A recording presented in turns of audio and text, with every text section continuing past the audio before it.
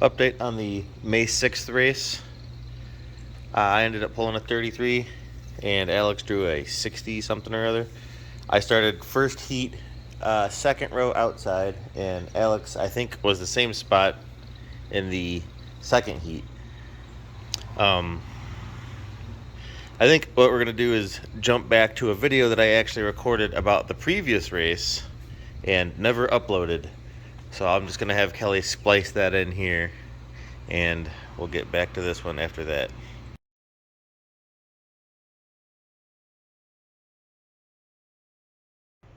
Update on race car crap. I've been out here a couple hours a night after work pecking away at some small projects that these two have needed. That last race really didn't do much to the cars. It's really no damage. My front bumper was pretty well wrecked, and it's nice and solid now.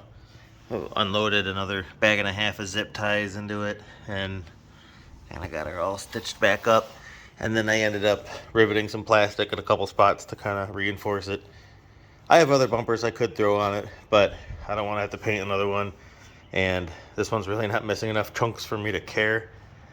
And I'm trying to keep my good parts for the new build, so this bumper lives on a little bit longer.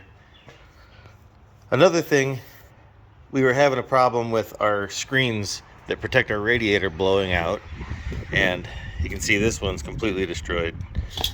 I've zip tied it a couple times in the past, but I needed to think of something else for protecting the radiator, and ended up going to metal supermarkets and bought some angle iron and some expanded steel, and I ended up welding up these big old grates. They're beefy. That's gonna stop some stuff. This one in my car, I actually welded some brackets to the side, and see if you can see it. There you go. It's bolted to the top of the frame horns on either side. I put nutserts in the frame rails, so I can unbolt that and take it out to clean it. I went a little fancier on Alex's car and made basically a drop-in cartridge. So you can see it's just expanded steel, and I welded the angle iron into a little frame. And I actually, on Alex's, zip tied his old mesh to the front of the new expanded steel, so that'll stop pretty much everything from getting here and wrecking this radiator. And when he pops his hood, since he doesn't have big old headlight covers like my car has, you can just yank this sucker out. I'll definitely be doing it this way on my new car.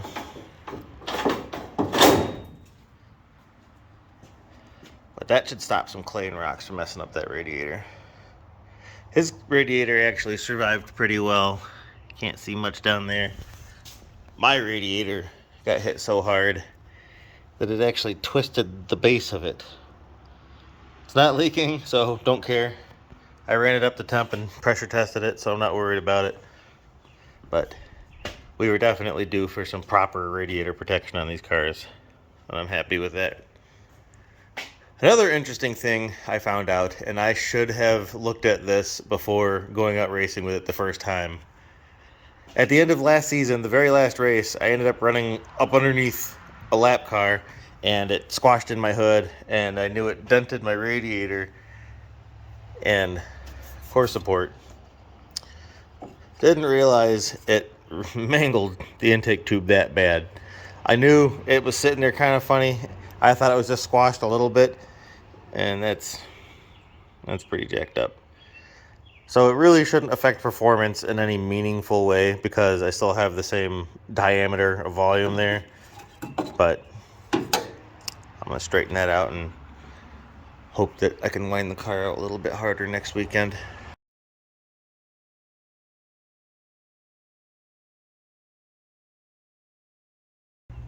So as you can see, I ended up doing away with that intake completely. I tried using a pipe expander and some other tools to straighten it out and never got it to how I would like it. So I ended up just chucking it, and I kind of scrounged around through some intercooler tubing I had and came up with this simple piece here. As you can see, my filter looks kind of funny right now. After every race, the next day, we pressure wash our cars. We blow all the mud and clay out of them because I hate working on a dirty car, and if you don't clean that crap out, it hardens into concrete and it makes life miserable later on if you really got to dig into the car.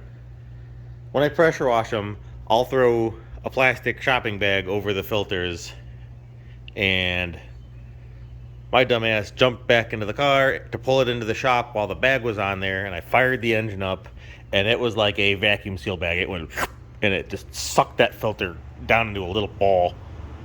So now I gotta buy a new filter. Yay for making stupid mistakes. Other than that though, the intake was a success, I would say. The radiator protectors worked great. Still rock solid. You can see on Alex's, the paint all missing off the bottom part where it all goes through his lower opening of his bumper. So it's working well. Very pleased with how those turned out. As some people may notice, I have these big giant monster truck tires on my car now. So our cars were pretty close in spec to one another, same transmissions and everything before, and we always ran third gear and little short tires. I just found an RPM range that I like to run these engines at, and that's the tire package that worked. After the first race and how disappointed I was with my like 8th place finish or whatever it was, I'm like, oh, I gotta change a bunch of stuff, and ended up trying out a new tire package and running second gear. And now we have these big old monster truck tires on here. They work great for me. I really liked the RPM range, and the car unfortunately handles a lot differently than it did before. In addition to the handling changing, there were a few things that I had to work out with this car in hot laps and my heat race, and that was rubbing. I thought I had clearance and hammered and bent enough stuff out of the way to fit these things, and that wasn't the case. If you look at my out of car heat race, the second lap in, when I'm coming through turn 4, right as I hit like the white line, a big old puff of smoke pops out of the front of my car, where this tire just bottomed out in the fender and it ripped all the rivets out, and it wasn't great. So I'm very glad I didn't cut that tire down. That was a real tough heat race for me. I was racing the hell out of Just. I kept trying to throw the car down in the low line, and come to find out my car likes to throw the back end out now a lot more than it used to. It's real loose. And I played with some stagger changes. We usually run the little tiny 13-inch wheel, and that works well with the smaller front tires that I like to run on that setup. But now that I'm running a lot bigger of a tire, I actually stepped up my left rear just a little bit. It's actually a 15-inch wheel now instead of a 13. And that tightened up the car a little bit. It was a little better in the feature, but there were a few times where I would end up in, it always seemed to be turn 3, where everything would be fine, and all of a sudden the car would just shoot sideways on me. I know it did it real good once in my heat race, and I think a couple times in the feature. Unfortunately for Alex, he was right behind me in the feature, so I ended up finishing 3rd in my heat race. Alex finished 3rd in his heat race, and we started side by side in the feature. And retrospect, wish I would have went high on the start in my heat race, because I think I might have made the redraw if I would have gotten ahead of Just right away, because he is a tough man to pass on the track. But Alex ended up getting kind of held back racing against some other drivers before he got clean air. He started to catch up, and if there would have been one more lap in Alex's heat race, I think he could have made that redraw. So it was really close. In the feature, I got a great jump. I thought I may have jumped the start, but after watching the video, I think I was just timed really well. I just went low and just went for it and managed to get up front, got to 3rd, and pretty much held it for the rest of the race. And I think I raced against Ogden pretty hard for a little while, and then raced against Alex pretty hard for a while there too. And we were back and forth, and he was on my tail a bunch, and it was really good racing. My car kept popping out of control in turn 3, and then Alex would have to check up. I think if he would have squeezed past me, he would have probably gotten his way up to second place. I'm pretty confident in that. The way these cars are going, I think we got a feature win coming pretty soon. If I stop making gigantic changes and have to keep changing everything about the way the car handles in the pits right before my heat race, maybe. I don't know, I guess I like a challenge.